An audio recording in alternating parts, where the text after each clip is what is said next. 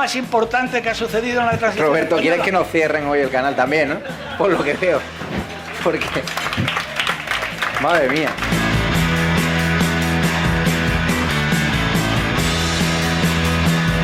Mi obsesión, y lo digo abiertamente, es expulsar a esta gente del gobierno. Mientras que no los expulsemos, España seguirá siendo el peor país en gestionar una pandemia, el peor país en una crisis económica, el peor país. Y la única forma que tenemos de evitarlo es echar a esta gente.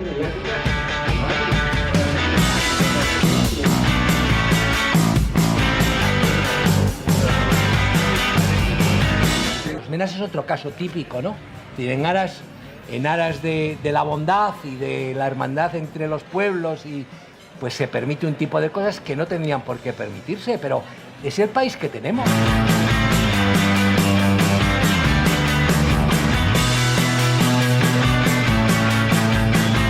Pero no me gusta para nada muchísimas cosas que he dicho. Por eso está en estado de alarma, porque si yo solo tuviese a personas que piensan como yo, pues sería un programa muy aburrido y no construiríamos nada. Desde la diversidad y la libertad de expresión es cuando llegaremos a los consensos, si no será imposible.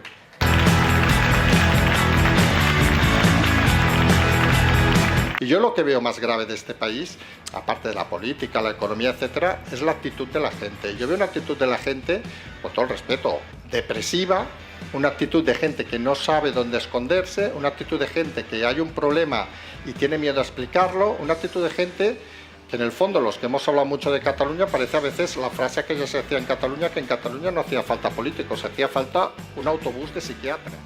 ¡Viva España!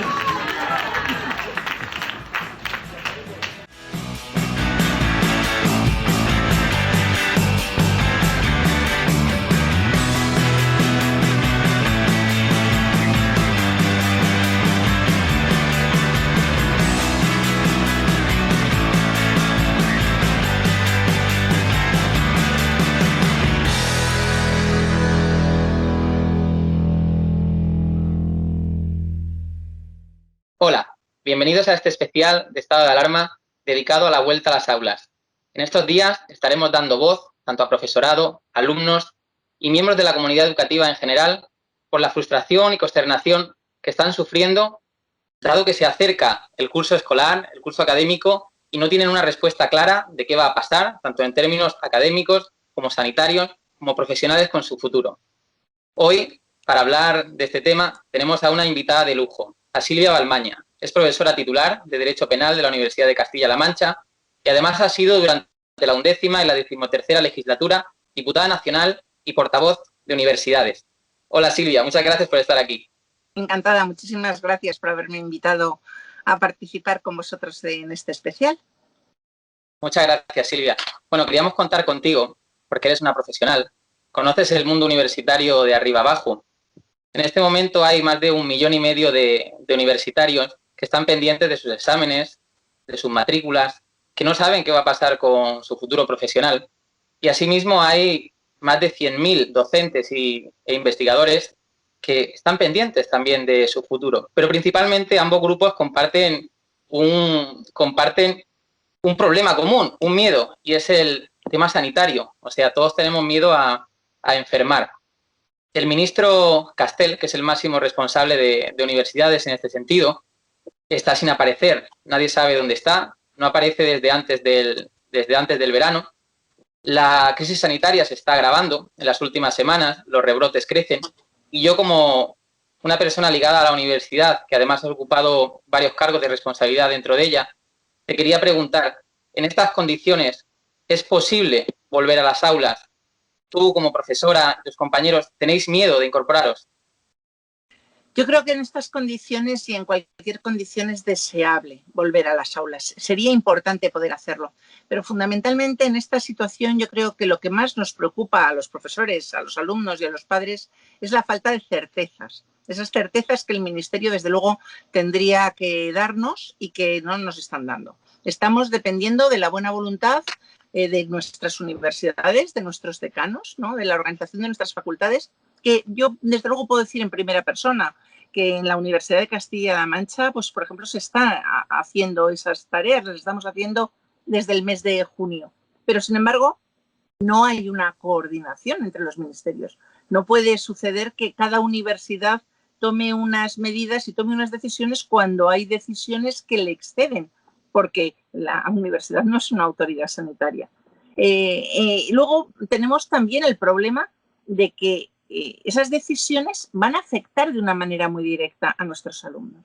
Es cierto que nuestros alumnos están en una situación de inseguridad. ¿Qué hacen los chicos? Se alquilan un piso para ir a estudiar a Cuenca, que es mi lugar donde tengo la facultad, o a Madrid, o a Valencia, o a Barcelona.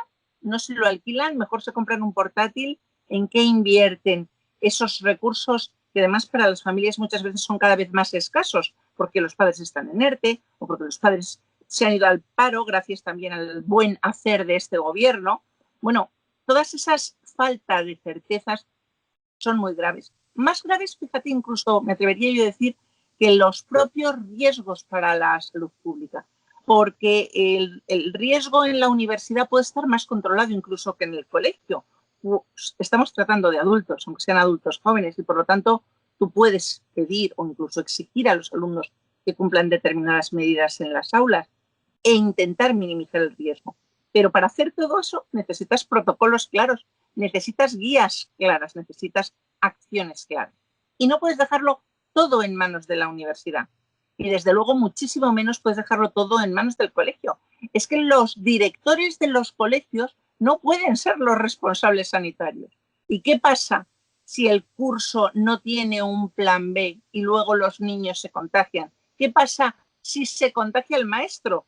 Que hasta ahora estábamos viendo en muchas comunidades autónomas, como la mía, la Comunidad Autónoma de Castilla-La Mancha, que no se cubrían las bajas de los profesores cuando los profesores cogían una gripe. Si no se cubrían con la suficiente diligencia esas bajas, ¿se van a cubrir ahora si el profesor se contagia de coronavirus?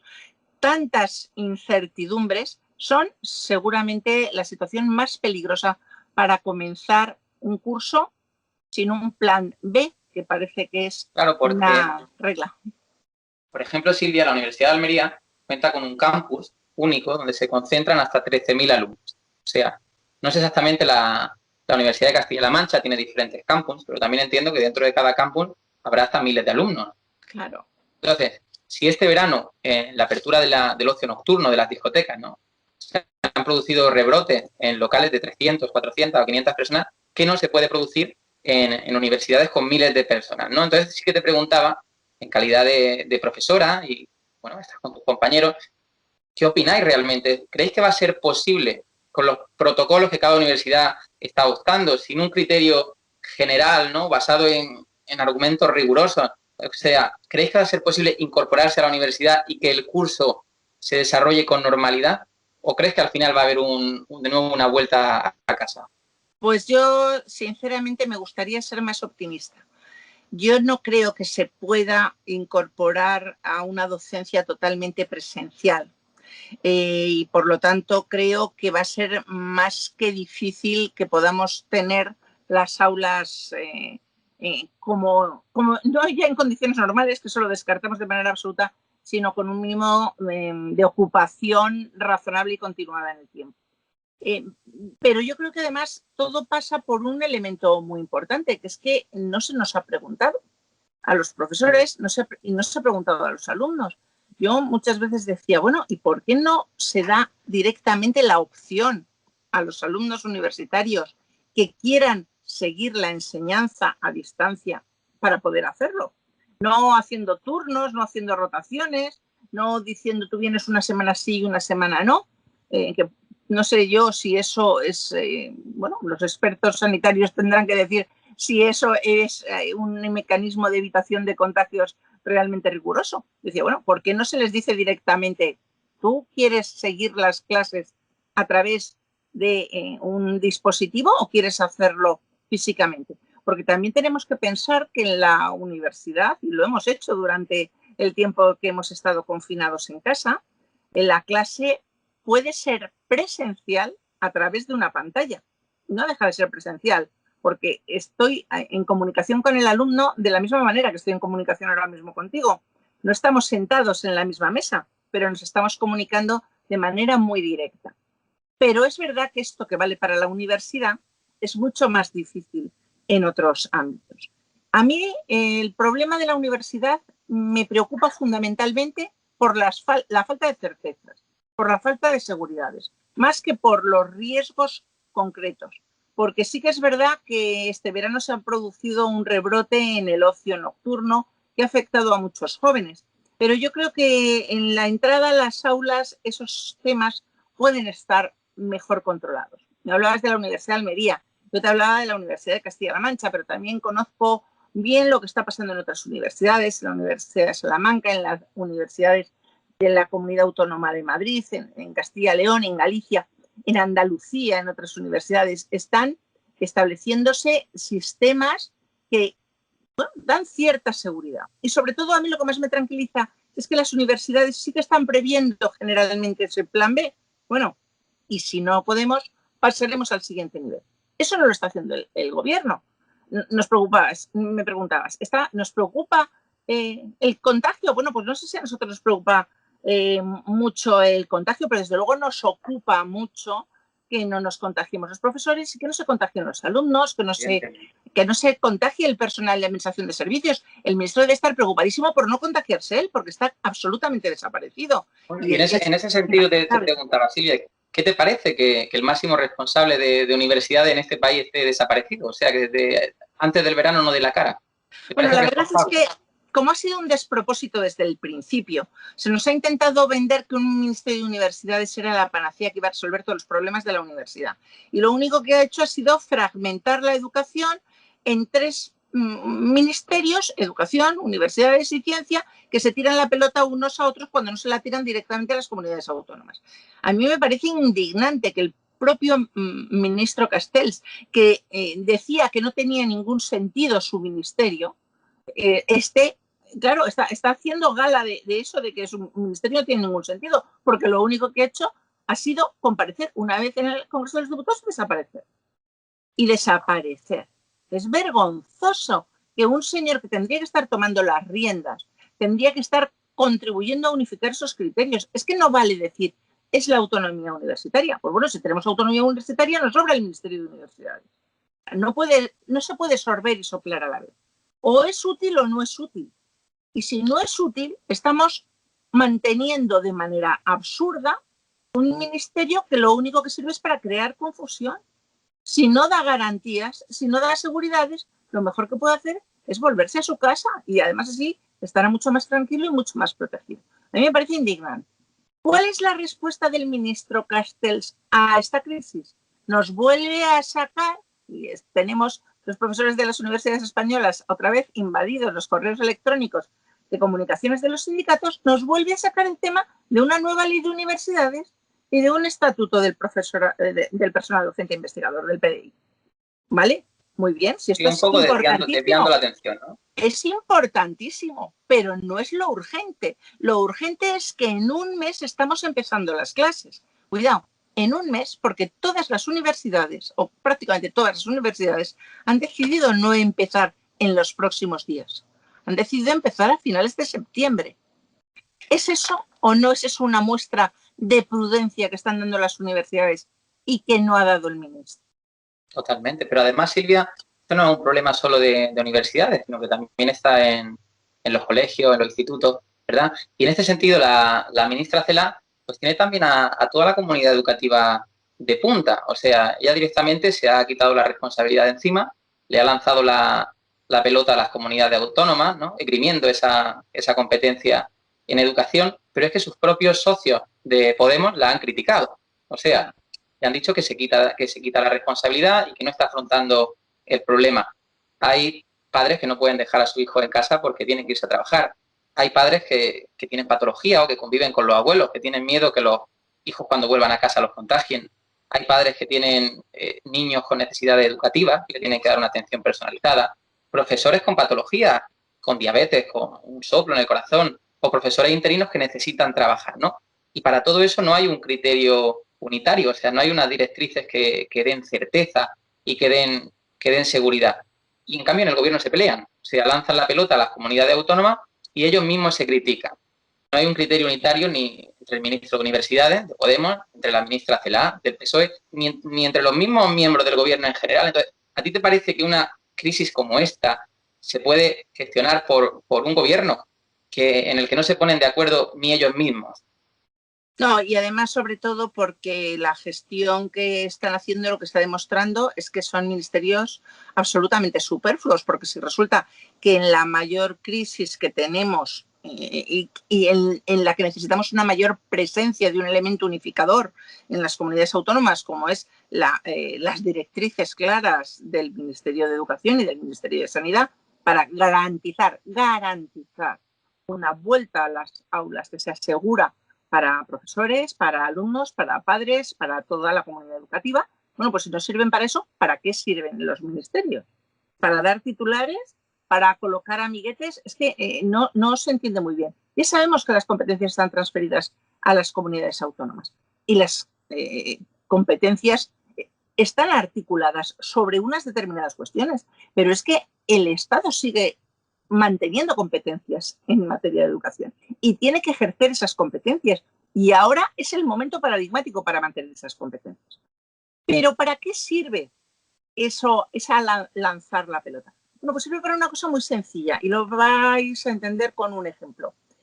A mí, como profesora de la Universidad de Castilla-La Mancha, no me ha llegado ninguna convocatoria de huelga o de manifestación virtual por parte de los sindicatos educativos de mi comunidad autónoma. Me han pasado algunos compañeros de la Comunidad de Madrid que, sin embargo, el día 27 Comisiones Obreras está convocando una huelga contra el comienzo del curso en la Comunidad de Madrid. Bueno, pues me llama muchísimo la atención porque en Castilla-La Mancha lo único que ha hecho Comisiones Obreras ha sido reclamar al gobierno de Castilla-La Mancha de García Paje que les mande una guía que todavía no está, que no está acreditada, no está establecida, no está homologada, no está revisada, no está puesta en común, no está negociada. Oiga, a mí no me valen con las explicaciones que un balbuceante señor Paje dio ayer en una rueda de prensa.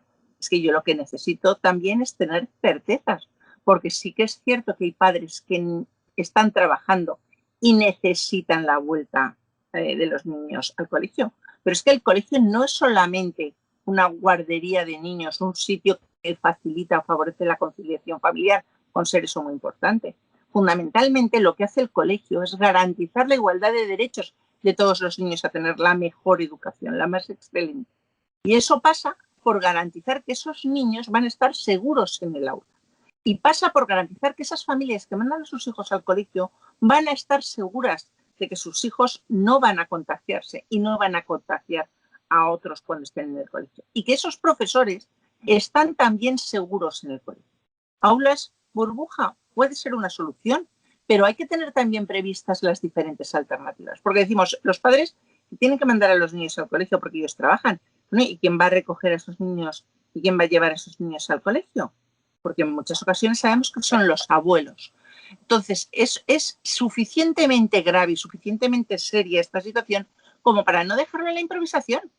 Es que aquí da la sensación de que, bueno, ya se verá. No, mire usted tiene que establecer los planes. A mí me parece muy sensato lo que ha dicho la Comunidad de Madrid. ¿Apostamos por la enseñanza presencial?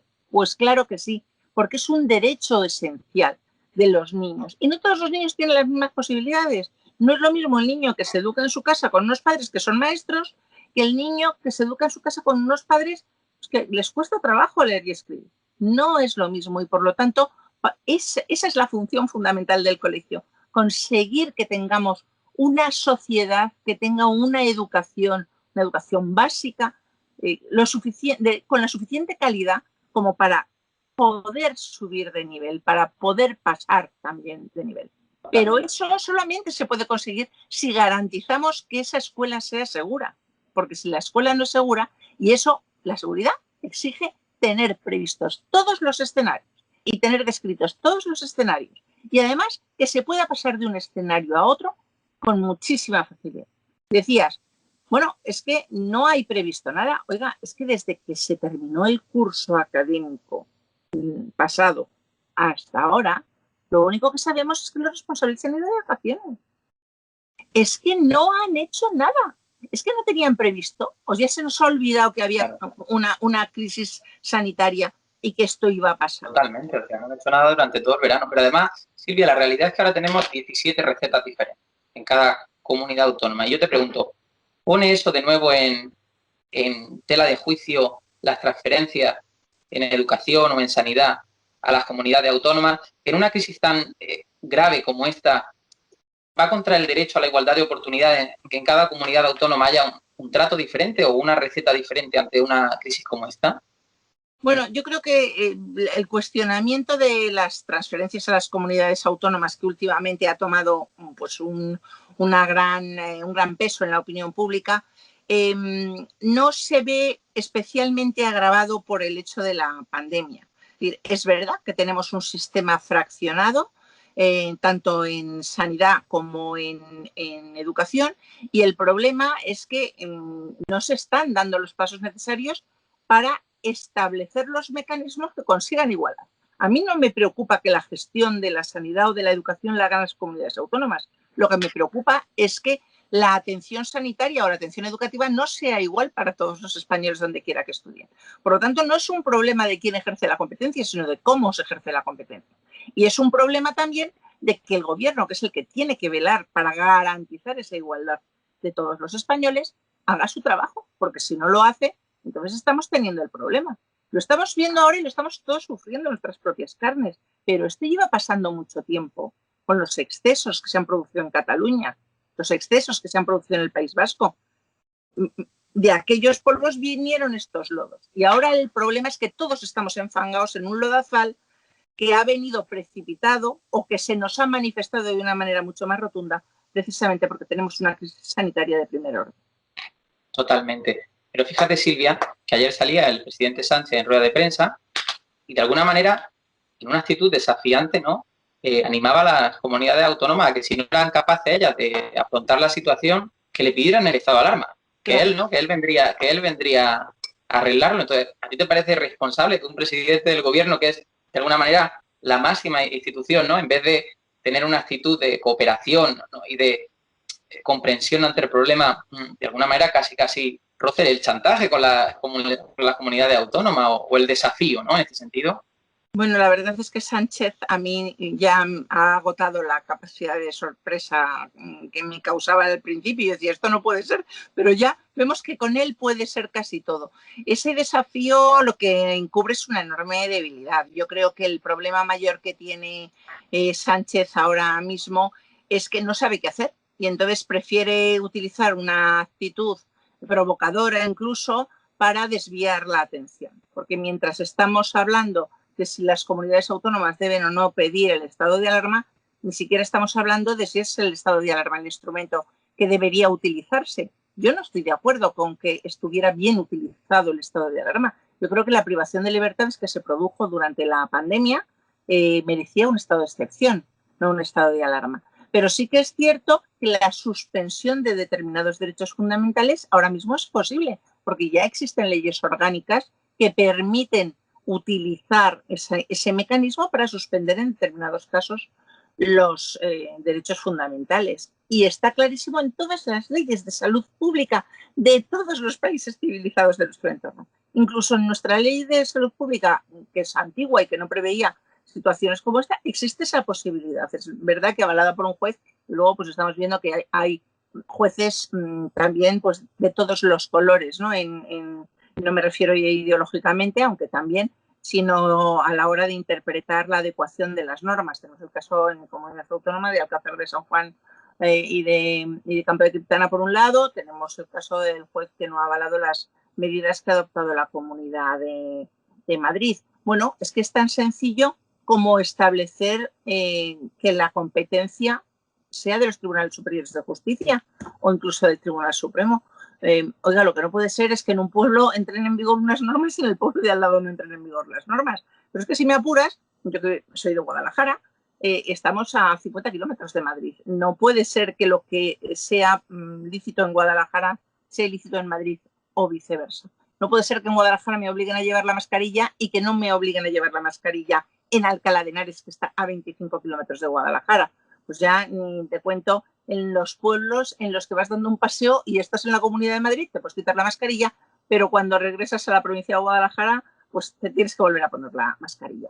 Eso es absurdo. Y eso elevado al absurdo, se ve de forma clarísima que no tiene ese sentido y por lo tanto tiene que ser corregido. Y tiene que ser corregido simplemente asumiendo cada uno su función y su papel. Porque vuelvo a decir lo mismo que decía con universidades y con educación.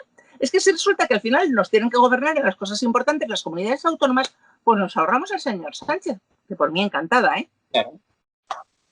Ayer decía la consejera de Educación de la región de Murcia, preguntaba eso, ¿para qué sirve un Ministerio de Educación? Si no hay unos criterios unificados, si se lava las manos en una situación como esta, ¿no? ¿Para qué sirve un Ministerio de Educación que se lava las manos? ¿Para qué sirve un Ministerio de Universidades cuyo ministro está desaparecido en combate y lo único que hace es lanzar cebos a ver si picamos con cosas que ahora mismo no son las que nos ocupan de manera inmediata? ¿Para qué sirve un ministro de Ciencia que aparte de hacer tweets tampoco sabemos muy bien qué es lo que está haciendo, porque no está haciendo nada, está prácticamente comentando lo que comentan los periódicos, diciéndonos cosas sobre las vacunas, pero oiga, mire usted, ¿cómo está estimulando el Ministerio de Ciencia la investigación en España? Es que están pasando cosas gravísimas. Es que durante la crisis de los meses de marzo a mayo, en España hubo entidades gubernativas, científicas de primer orden que se ofrecieron a hacer analíticas, a hacer pruebas, a hacer PCRs y el Ministerio de Ciencia no se lo permitió y no lo puso a disposición de las comunidades autónomas. En Cataluña sí se hicieron, porque la Agencia de Investigación Catalana sí que lo pudo hacer, pero en Madrid, por ejemplo, no. Es que estamos hablando de situaciones que son gravísimas. Para eso sirven esos ministerios, para eso sirve ciencia, para eso sirve universidades, para eso sirve educación, para lanzar la pelota, para esconderse o para aparentar que son ministerios bonitos y guays y chachi, como encima no tengo nada que gobernar, pues quedo bien. Porque claro, cuando uno tiene que gobernar puede quedar antipático, cuando uno no tiene nada que hacer, pues es que encima se puede permitir el lujo de dar recetas a los demás.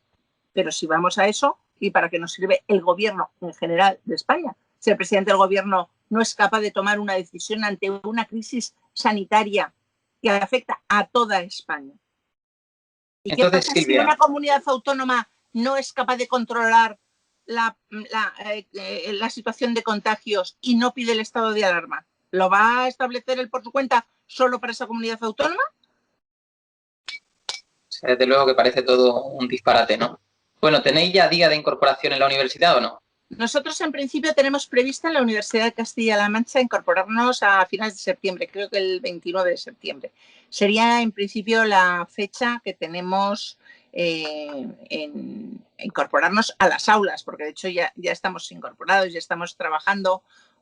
Yo estoy dirigiendo todavía trabajos fin de grado y en contacto con los alumnos, pero bueno, las clases presenciales, si es que es posible, finalmente que las podamos llevar a cabo a finales del mes de septiembre. No, pues estaremos muy atentos a cómo se va desarrollando todo.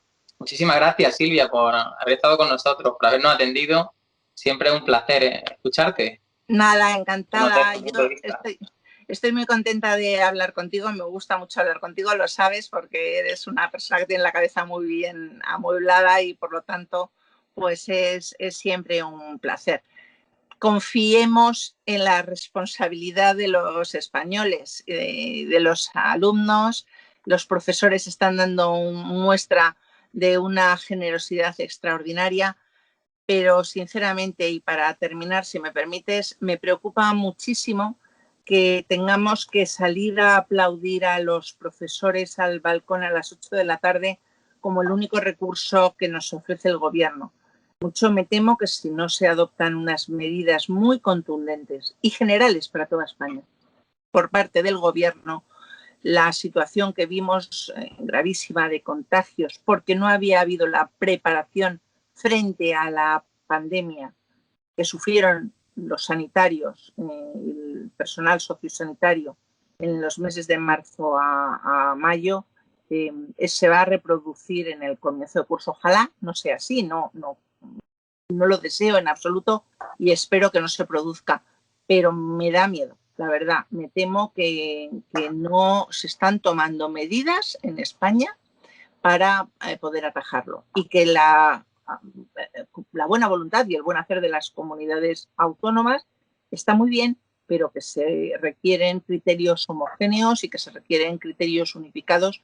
Sobre todo, se requiere una ayuda específica por parte del Gobierno de España, financiera, pero también para establecer esos denominadores comunes.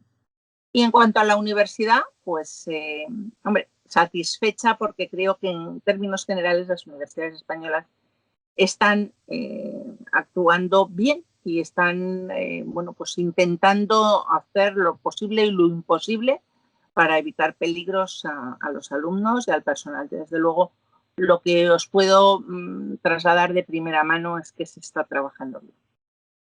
Bueno, Silvia, pues esperemos que a pesar de la gestión del Gobierno todo salga de la mejor manera posible, que tengamos un curso que se desarrolle con normalidad y estaremos al tanto, estaremos muy pendientes. Cuento contigo siempre, me encanta que estés aquí, el placer es mío, yo soy un alumno siempre tuyo y muchísimas gracias por estar aquí, muchísimas gracias a todos y nos seguimos viendo en estado de alarma. Gracias. Muy bien.